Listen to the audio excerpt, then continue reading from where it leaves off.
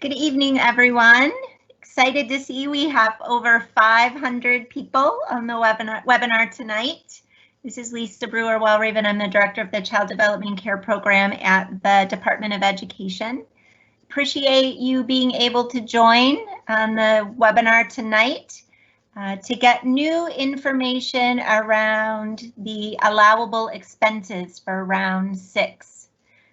Michelle Richard is also on the webinar. She is watching the chat box and will respond to items that she can in that chat. Otherwise, she may pause and ask your question out loud for everyone to hear.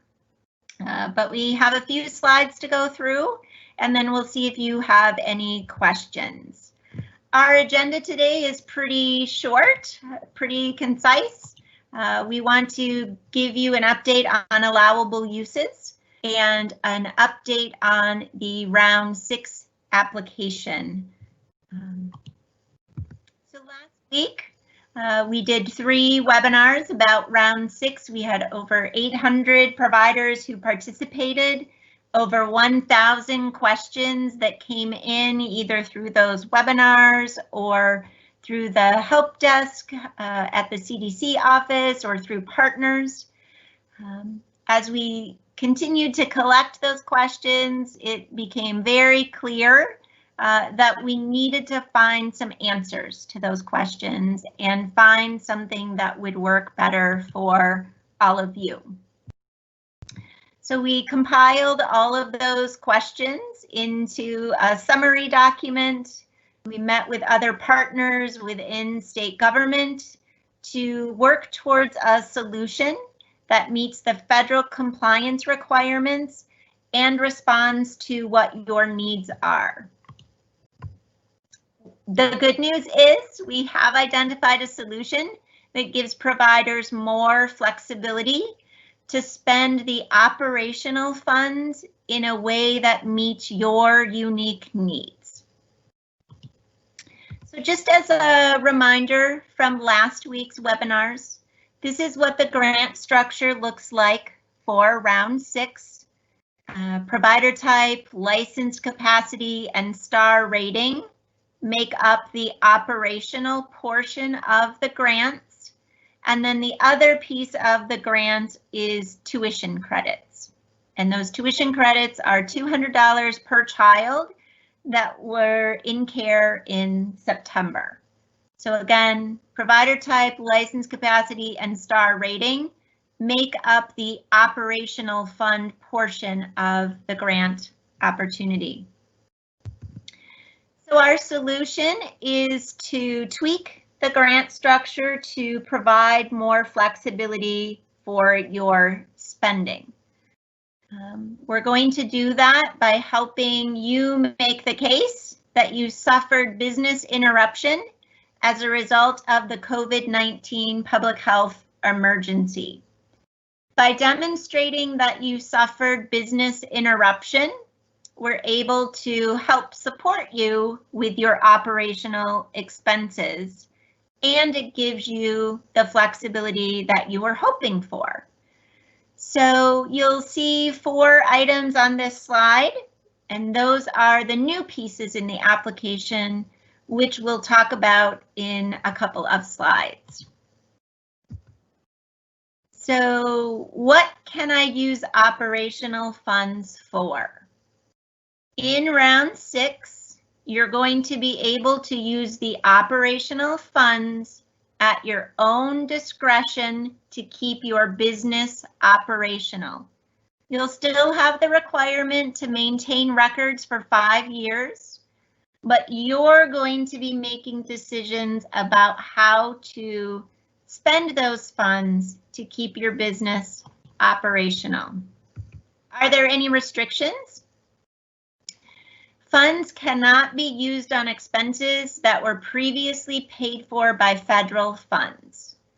So if you received other federal support between March and December 2020, you cannot use these grant dollars on the same expenses. So there's an example here that if you had a PPP loan or you receive child care subsidy, make sure that you document your spending for those federal funds and then document your spending for these grant funds, and they have to be for different expenses. And that's true for round 1 through 5 of the Child Care Relief Fund as well. Is there going to be a table that clarifies or tells you how to use the funds? No, there will not be a table. It is no longer necessary. Child care providers are going to receive this economic support to use to cover their operational expenses due to a business interruption. So no list that will tell you yes or no for spending. When do I need to spend these operational grant funds? Since they're now coming to you as economic support for operating expenses, they do not have to be spent by December 30th.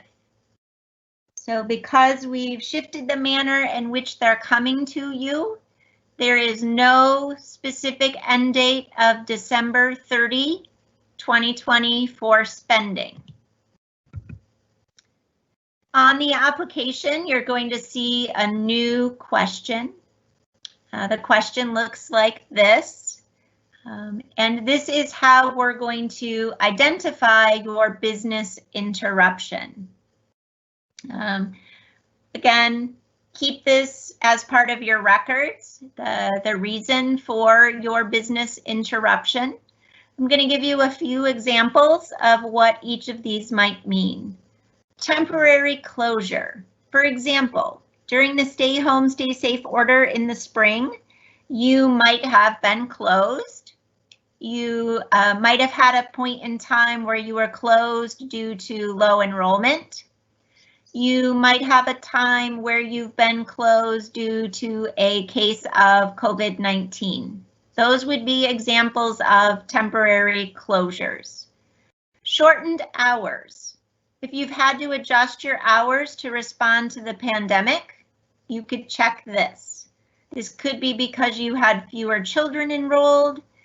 It might be you had to shorten your hours because you didn't have enough staff to cover the hours that you had previously been open. Lower enrollment. If your enrollment is lower than expected due to COVID, you could check this box. Maybe you've had children that haven't returned. Maybe you can't fill all of the spaces that you have available because new children aren't enrolling. Maybe children are enrolled, but they're coming fewer hours. Maybe they're not there for a full day, so maybe they pay you less. Those might be examples of lower enrollment. Discounted tuition. Have you lowered your rates to help families stay enrolled? Are you waiving tuition for any families? Might be other examples. We're going to ask you during the application process to check all of those that apply. So if 2 of the 4 apply, check 2. If all 4 apply, check all 4. Am I required to submit supporting documentation or records? No, but maintain them for 5 years like we've been talking about through all of the grant application processes. When are we going to make this new application available? It'll be available tomorrow, the 20th of October after 3 p.m. We plan to keep it open through November 6th at 5 p.m. Again, we'll be watching the number of applications that are coming in. If we need to extend that deadline for others to apply, we will be sure to do that. Tomorrow, when the application link goes live on the website, the FAQ will be there, the application questions will be there, and the slides from this webinar will be there to help support you and answer questions that you have. Just as a reminder, we did have the legislative requirement to award on a first come, first served basis. So please take your time when filling out the online application to make sure that you answer all of the questions, that your answers are accurate and complete, so that we don't have any follow-up that we need to do with you related to your application. Payments are still going to come through Sigma. That doesn't change. And we will work to process the applications as they come in as quickly as possible. And of course, the numbers that we've been sharing with you all along for help or assistance, whether it's with Sigma or it's an application question, the link to our website where you will go to find the application to apply, where you'll find the frequently asked questions document, where you'll find the application questions, all of the pieces that you would need for support. I'm going to pause there, Michelle, and see what questions we have coming in. Great, thank you, Lisa. We are getting a lot of questions. We have almost 800 providers on the line right now.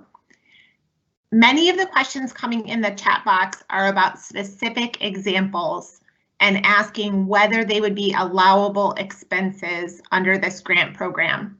For example, purchasing new appliances, updating lobbies, paying hazard pay. Is it necessary to go through a list of allowable expenses? No, it's not. As the business owner who had your operations interrupted due to COVID-19, these funds are now coming to you for you to determine what you need to use them for. So we will not have a list of yes or no expenses. You will independently make those decisions, keeping records and receipts of how you spent this money. Thanks, Lisa. We're also seeing a lot of questions about the application question about business interruption. Can you go back to that slide again?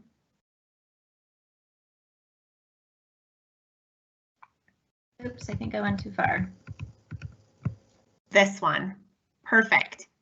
I do have a few providers saying, I'm not sure if I qualify. A number of providers saying, my enrollment went down for a short amount of time, but now it's back up to full enrollment again. Can I still qualify? Yes.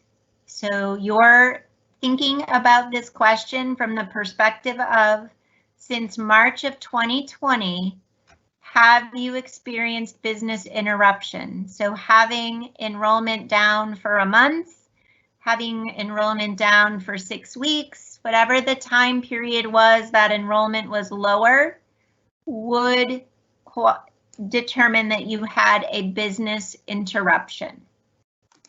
Just document the time for when your enrollment was lower. For example, in February of 2020, you had X number of children attending X number of days a week, and in June, you only had X number of children attending this X number of days a week. And you have your sign in and sign out sheets that also show enrollment and attendance. That's helpful. If a provider isn't sure if they've experienced a business interruption, who can they talk to think through it? You're welcome to call the CDC line, 866-990-3227. You're also welcome to reach out to the Great Start to Quality resource centers. I'm sure they could also help talk you through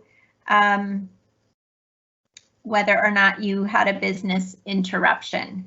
And those phone numbers are all again here on this slide. Tax question for you, Lisa. Will childcare providers be taxed on the money they receive in this grant round? So you will still receive a 1099 for the funds that are issued for the grants. Can childcare providers use their operational funds to give additional tuition discounts to families?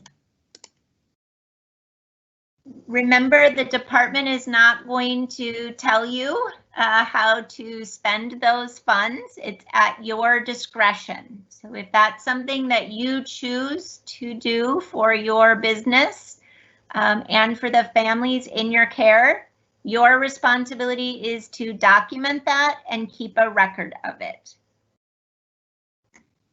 What about if providers want to offer hazard pay to their employees? Again, that is at your discretion. It's your responsibility to document any hazard pay that you give to your employees, the amount of that hazard pay, etc. for record keeping. If you have a child care that, excuse me, let me start again. If a child care provider had lower enrollment because they were complying with social distancing, would that count as experiencing lower enrollment? Yes, that is an example of lower enrollment.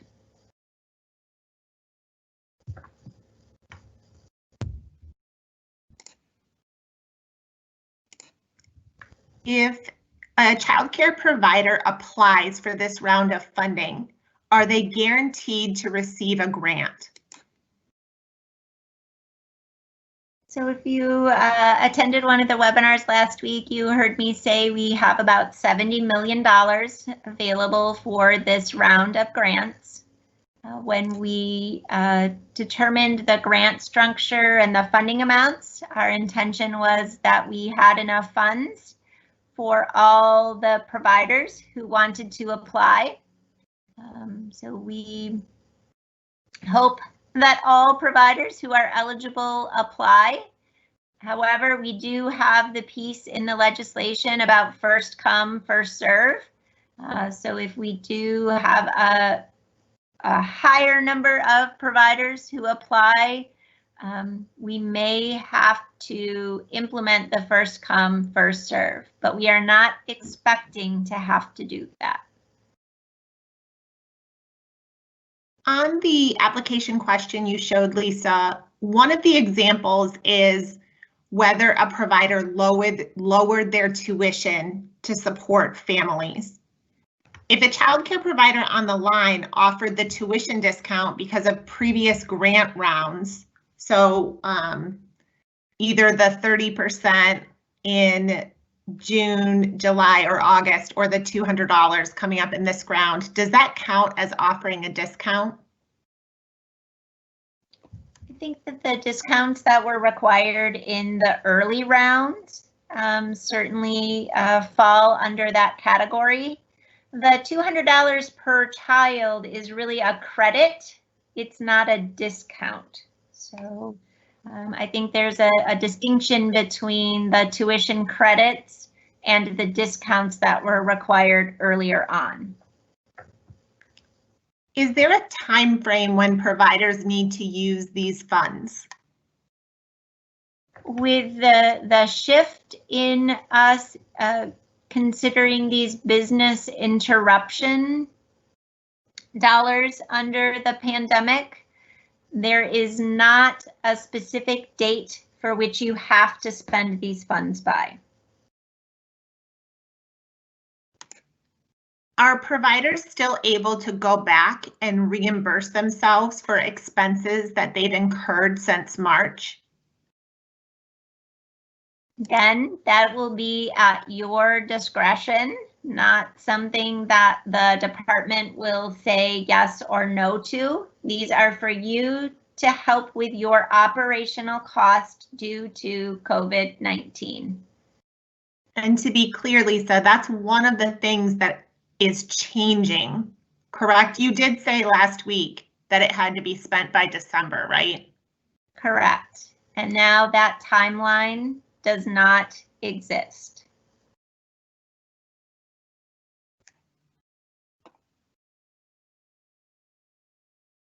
I am getting a lot of questions in the chat box where someone is explaining their situation and saying, would this qualify as business interruption?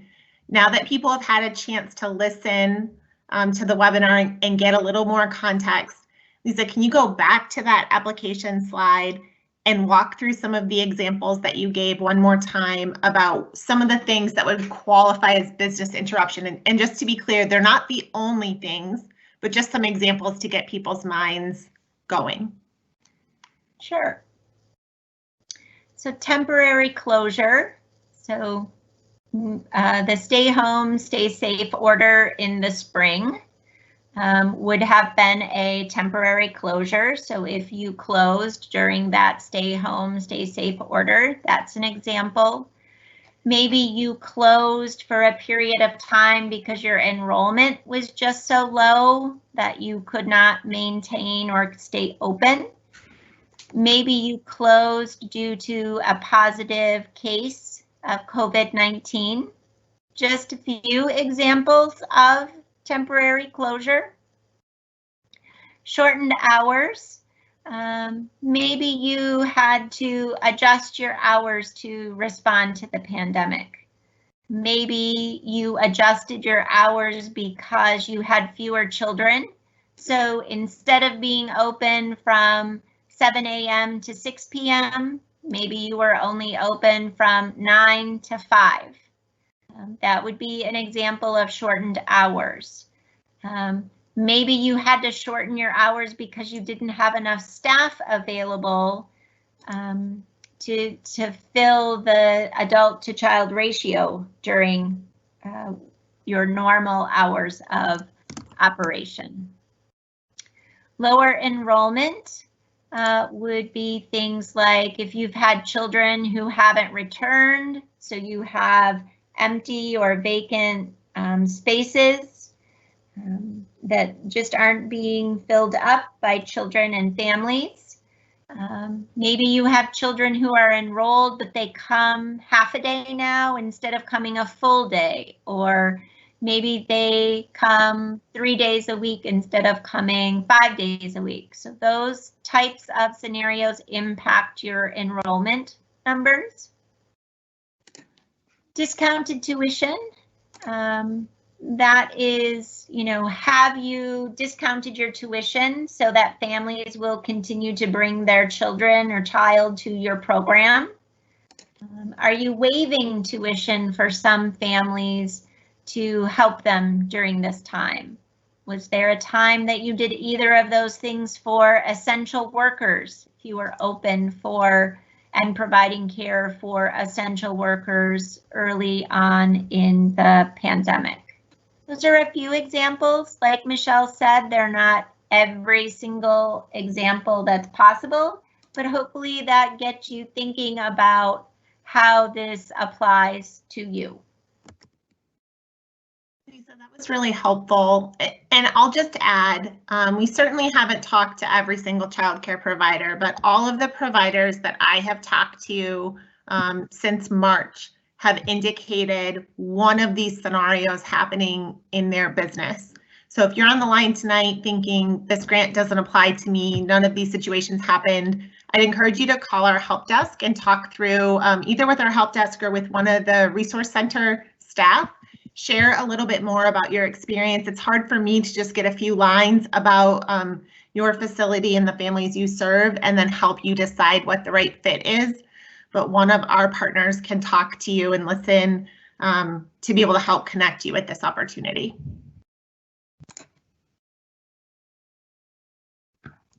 Lisa, I want to zoom out a little bit to talk about the Child Care Relief Fund a bit more broadly. So we're in round 6 right now. Rounds 1 through 5.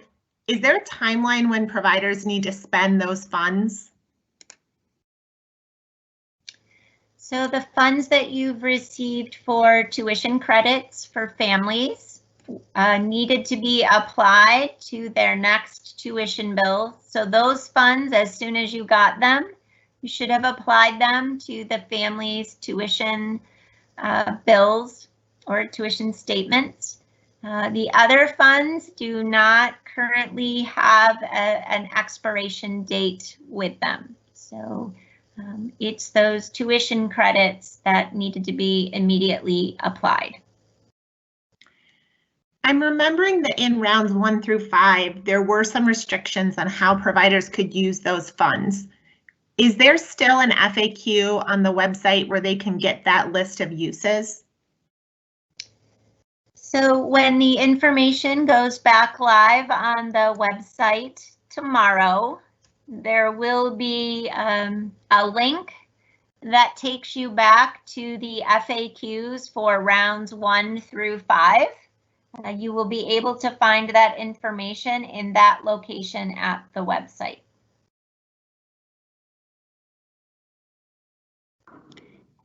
When can providers expect to receive grant payments after they apply?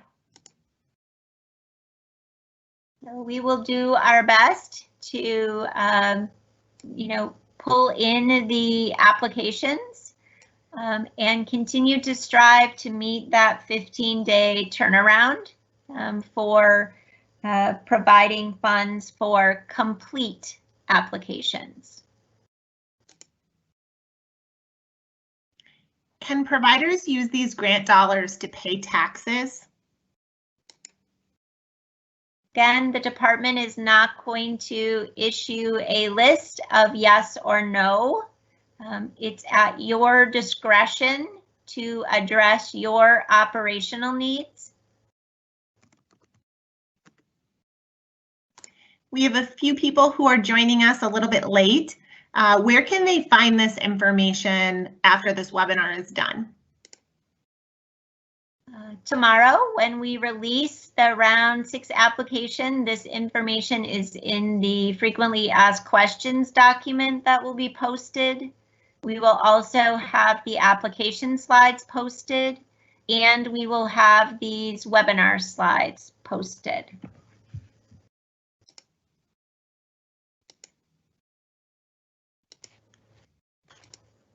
I'm scrolling through some of our questions here to see if we have anything new that we haven't covered.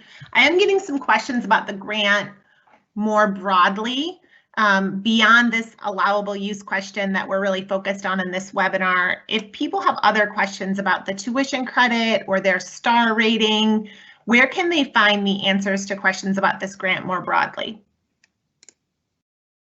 More broadly, you can go to the website, www.michigan.gov/childcare. There will be a frequently asked questions document there. You can certainly call the Child Development and Care office.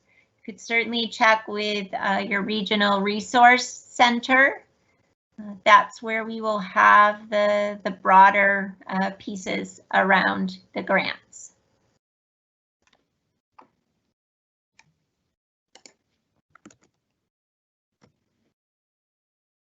Great, thank you, Lisa. I know we promised everyone we'd stay to 6:30. I'm sure we could keep answering questions, but I think we're starting to see a lot of duplicates, a lot of questions about whether specific expenses could be allowed under this grant.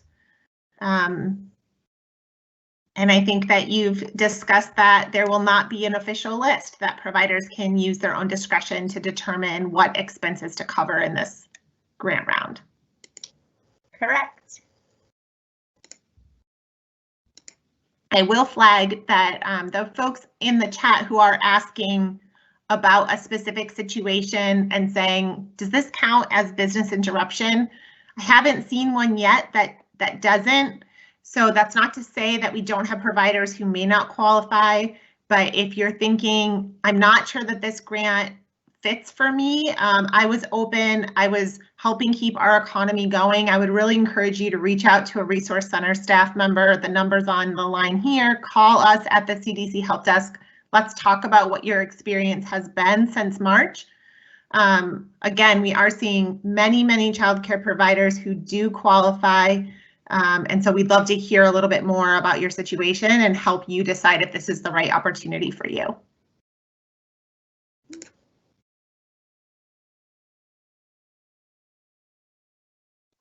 So Lisa, one example of that I'm seeing right now, we have a child care provider on the phone tonight who is typically open 5 days a week, but for a few months this year, they've only been open 3 days a week because of the pandemic.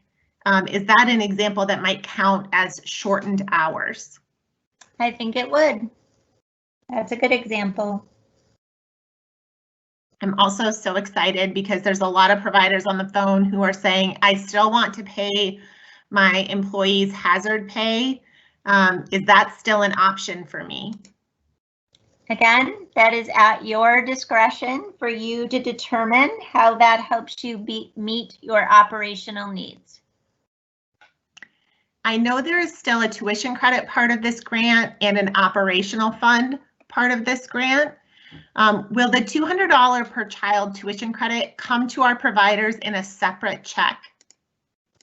They will be 2 separate payments, yes. If a child care provider has received unemployment, can they still qualify for this grant? We did keep the unemployment information in the frequently asked questions document, so you should refer to that frequently asked questions document. Just remember that you can't use these federal funds to pay for something that other federal funds have already paid for. So some of the unemployment payments were from other federal dollars.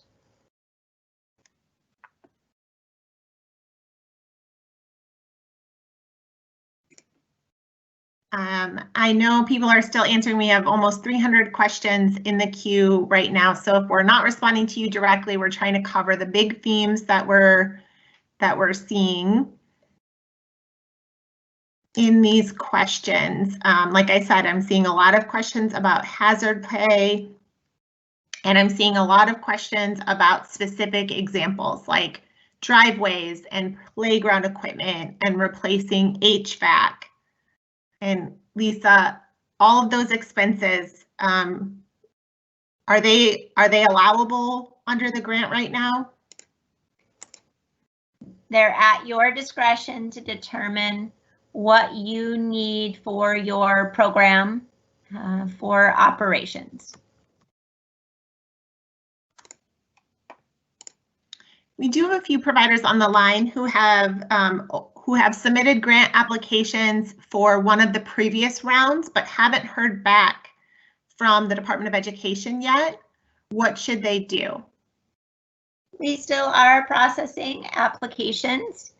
You are always welcome to call the 866-990-3227 number to check on the status of your application. Excellent. Thanks, Lisa. I think we've covered the ground that I see in the questions tonight. And if we haven't gotten to your question or we haven't covered that topic that you were hoping that we would, I'd encourage you to give us a call at the help desk. Again, thank you for your willingness to join us for another webinar to get this update. I hope that the information we shared tonight reassures you that we heard your concerns about not only utilization of the funds, but the parameters for spending the funds, and that you now understand that you have flexibility for using the operational dollars to meet the needs of your program. So thank you again for all of your questions and feedback last week, and thanks for joining us tonight to get an update. The application and the materials will be available after 3 p.m. tomorrow.